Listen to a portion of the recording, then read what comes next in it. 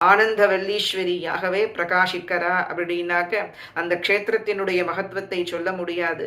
தற்கால பரியந்தம் பரம்பரையாக ஸ்ரீவித்யோபாசகாலால் அந்த க்ஷேத்திரம் விசேஷமாக அம்பாளையும் சுவாமியையும் உபாசிச்சுண்டு வரா.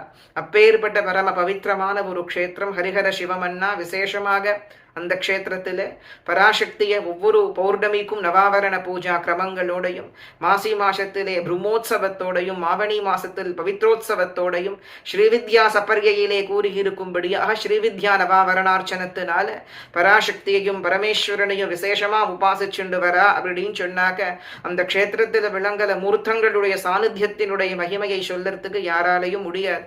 பரம சாநித்தியமாக அந்த க்ஷேத்திரத்தில் போய் ஆனந்தவல்லிய தரிசனம் பண்ணினா அந்த 9 கஜத்தோடையும் மகாமேருவினுடைய ஒரு மகாமேரு பிரதிஷ்டையோடையும் அந்த மேருவினுடைய பிந்து பாகத்திலே விளங்கக்கூடிய பராசக்தியை தரிசனம் பண்ணினோம்னா இன்னி முழுக்க அம்பாளை தரிசனம் பண்ணி